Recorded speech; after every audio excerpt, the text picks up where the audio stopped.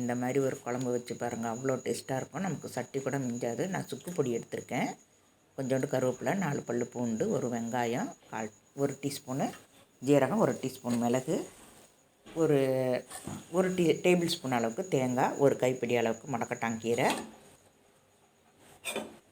கீழா நெல்லிக்கீரை கொஞ்சம் எடுத்திருக்கேன்.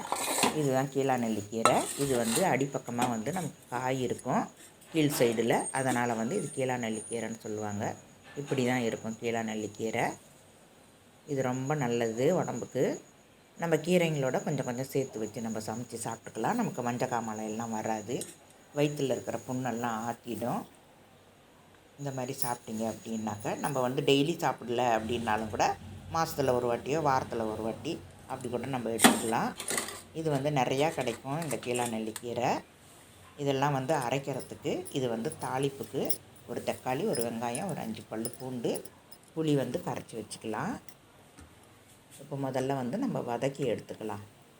இந்த மாதிரி குழம்பு வச்சிங்க அப்படின்னா உங்களுக்கு சட்டியில் இருக்கிற குழம்பு கூட நமக்கு கிடைக்காது, அந்த அளவுக்கு டேஸ்ட்டாக இருக்கும். நான் வந்து 1 டேபிள் ஸ்பூன் அளவுக்கு நல்லெண்ணெய் விட்டுக்கிறேன். நல்லெண்ணெயில் தான் செய்யணும் இந்த குழம்பு, அப்போ தான் நமக்கு ரொம்ப டேஸ்ட்டாக இருக்கும். ஜீரகம், மிளகு, அந்த 4 பல் பூண்டு எல்லாத்தையும் போட்டு நல்லா வதக்கிக்கலாம். நல்லா வதக்கி விட்டுட்டு அது கூடயே ஒரு கொத்து கருவேப்பிலையும் போட்டு வதக்கிக்கலாம். வெங்காயம் போட்டு வதக்கிக்கலாம், ஒரு கைப்பிடி. சின்ன வெங்காயம் இருந்தது அப்படின்னா ரொம்ப டேஸ்ட்டாக இருக்கும், இதை விடவே இன்னும் டேஸ்ட்டாக இருக்கும். என்கிட்ட பெரிய வெங்காயம் தான் இருக்குது, அதனால் நான் பெரிய வெங்காயத்தை பொடியாக கட் பண்ணி நான் போட்டு வதக்கி எடுத்துக்கிறேன். நல்லா வதக்கிக்கலாம். அதுலேயே வந்து சுக்கு பொடி போட்டிருக்கேன் நான். உங்கள்கிட்ட இஞ்சி இருந்தால் கூட, சுக்கு பொடி இல்லை அப்படின்னா நீங்கள் இஞ்சி கூட சேர்த்துக்கலாம். இஞ்சி இல்லைன்னா சுக்கும் சேர்த்துக்கலாம். என்கிட்ட பவுடராக இருக்குது, அதனால் நான் பவுடர் சேர்த்துக்கிட்டேன். ஒரு கைப்பிடி வந்து ஒரு கொத்து வந்து கருவேப்பிலை போட்டிருக்கேன், ஒரு கைப்பிடி முடக்கட்டான் தலையை போட்டிருக்கேன். இது வந்து நல்லா வதக்கிக்கலாம். நல்லா வதக்கி எடுத்துக்கோங்க. இப்போ வந்து கீழா நெல்லிக்கீரையும் அது கூடயே போட்டுக்கலாம். ஒரு கொஞ்சம் வதங்கினதும் கீழா நெல்லிக்கீரையும் அது கூடயே போட்டு நல்லா வதக்கி எடுத்துக்கோங்க. நல்லா வதக்கி விட்டீங்க அப்படின்னாக்கா அவ்வளோ டேஸ்ட்டாக வைக்கலாம். வதக்கி வச்ச குழம்பு வந்து அவ்வளோ சூப்பராக இருக்கும். நம்ம அப்படியே பச்சையாக போட்டு வைக்க முடியாது, நமக்கு அந்த கசப்பெல்லாம் எடுக்கிறதுக்காக தான் மிளகு போட்டிருக்கேன் நான். இந்த மாதிரி இந்த சுருளை இது மாதிரி வதக்கி எடுத்துக்கணும். இது அப்படியே ஆறட்டும். நம்ம வேறு தட்டுக்கு வந்து நம்ம மாற்றி வச்சுக்கலாம். வேறு தட்டில் மாற்றி எடுத்துகிட்டு அதே கடாயிலே நம்ம எண்ணெய் விட்டுக்கலாம். நம்ம கடாயை வந்து மறுபடியும் கழுவுன்றது கிடையாது, அந்த கடாயிலே நம்ம எண்ணெயை விட்டுக்கலாம். இது வந்து தட்டில் போட்டிருக்கிறது கொஞ்சம் ஆறட்டும். ஆறுனதுக்கு அப்புறம் தான் அதை அரைச்சிக்கலாம். இப்போ வந்து நான் 2 டேபிள் ஸ்பூன் வந்து நல்லெண்ணெய் தான் விட்டுருக்கேன். போதும்.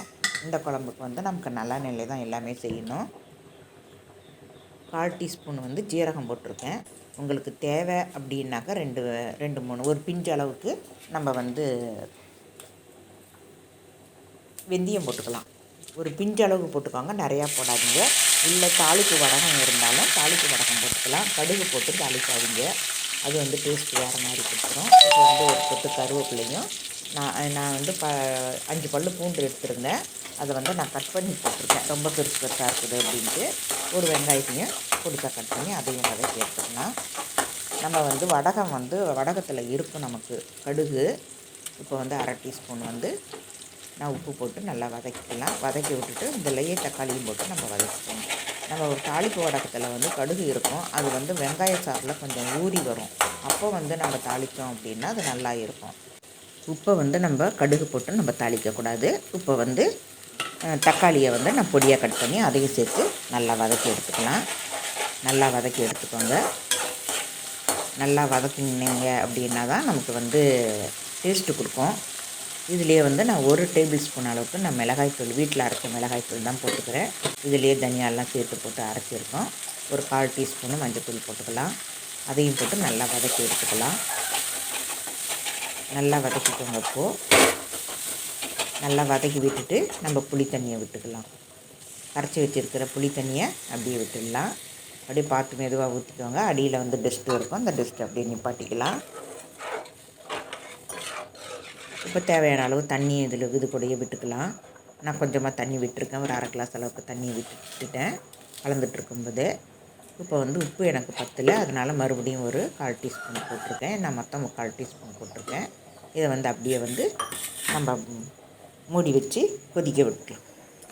அது கொதிக்கிற நேரத்தில் நம்ம வதக்கி வச்சோம் பார்த்திங்களா, அதெல்லாம் வந்து நம்ம ஆறிடுச்சுப்போ அதெல்லாம் இப்போ நம்ம மிக்ஸி ஜாரில் போட்டு அரைச்சி எடுத்துக்கலாம். எல்லாத்தையுமே ஒன்றா போட்டுடலாம். இது கூடவே நம்ம தேங்காய் துருவலையும் 1 டேபிள் ஸ்பூன் தேங்காய் துருவல் போட்டு நம்ம நல்லா அரைச்சி எடுத்துக்கலாம். கொஞ்சம் தண்ணி விட்டு நல்லா அரைச்சிக்கலாம். நல்லா ஃபைன் பேஸ்ட்டாக அரைச்சிக்கலாம். இந்த தேங்காயும் அது கூடயே நான் போட்டேன். நல்லா ஃபைன் பேஸ்ட்டாக அரைச்சோம் அப்படின்னாக்கா அவ்வளோ டேஸ்ட்டாக இருக்கும் நமக்கு இந்த குழம்பு. இந்த வீடியோ பிடிச்சிருந்ததுன்னா லைக் பண்ணுங்கள், ஷேர் பண்ணுங்கள், சப்ஸ்கிரைபர் பண்ணுங்கள், மறக்காமல் பெல் பட்டன் அமுக்குங்க. இந்த மாதிரி ஃபைன் பேஸ்ட்டாக நம்ம அரைச்சிக்கலாம். தண்ணி விட்டு அரைச்சா தான் இந்த மாதிரி ஃபைன் பேஸ்ட்டாக வரும், இல்லைன்னா குறன்னு இருக்கிற மாதிரி இருக்கும். அதனால் நல்லா அரைச்சிடுங்க. இப்போ குழம்பு எப்படி இருக்குதுன்றதை பார்க்கலாம். குழம்பு நல்லா சுண்டி வந்திருக்குது, நல்லா கொதிச்சிருக்குது குழம்பு. எண்ணெய் பிரிஞ்சு வந்துடுச்சு பார்த்தீங்களா. இந்த டயத்தில் நம்ம அரைச்சி வச்சுருக்கிற விழுதை இதுலேயே போட்டுடலாம். அது கூடயே சேர்த்து போட்டு நல்லா கலந்து விட்டுக்கலாம். இதை மிக்ஸி ஜாரில் கொஞ்சம் தண்ணி விட்டு அதையும் கலந்து விட்டு அது கூடயே ஊற்றிக்கலாம். குழம்பு கூடயே ஊற்றிட்டு நல்லா வந்து கலந்து விட்டுக்கோங்க. இப்போது நல்லா கலந்து விட்டு ஒரு 2 நிமிஷம் மூடி வச்சுக்கலாம். இல்லைன்னா அப்படியே கூட நீங்கள் கொதிக்க விட்டுக்கலாம். நல்லா மூடி விட்டுக்கோங்க. நல்லா கலந்து விட்டுக்கோங்க. கலந்து விட்டுட்டு மூடி விட்டுக்கோங்க. இப்போது ஒரு 2-3 நிமிஷம் மூடினீங்கன்னா நல்லா அப்பப்போ வரும். அதுவே நமக்கு போதும். ஏன்னா நம்ம வதக்கி தான் பண்ணியிருக்கிறோம். இப்போ நல்லா கொதித்து வந்துடுச்சு. நல்லா குழம்பும் நல்லா சுண்டி வந்திருக்கு.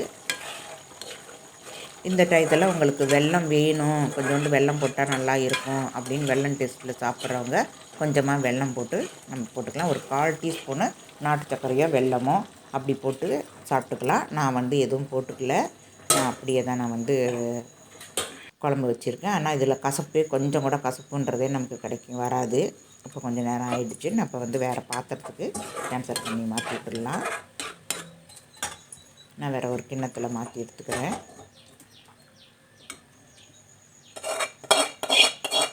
இந்த குழம்பு ஒரு 4-5 பேர் சாப்பிட்டுக்கலாம். இந்த குழம்பு அந்த அளவுக்கு நல்லா டேஸ்ட்டாகவும் இருக்கும். இப்போ இந்த சட்டியில் இருக்கிறதுல இது வந்து வேஸ்ட் பண்ண தேவையில்லை. இதில் ஒரு கைப்பிடி அளவுக்கு நம்ம சாதம் போட்டு நல்லா கலந்து விட்டு நம்ம சாப்பிட்டுக்கலாம். அதுவும் இன்னும் டேஸ்ட்டாக இருக்கும். இதுவே வந்து மண் பாத்திரத்தில் வச்சோம் அப்படின்னா இன்னும் டேஸ்ட்டாக இருக்கும். இந்த மாதிரி சாதம் கலந்து சாப்பிடும்போது இந்த பாத்திரத்தில் சாப்பிட்றத விட மண் பாத்திரத்தில் வச்சு சாப்பிட்டோம் அப்படின்னா இன்னும் டேஸ்ட்டாக இருக்கும். குழம்பும் டேஸ்ட்டாக இருக்கும், இந்த சாதமும் நல்லா டேஸ்ட்டாக இருக்கும்.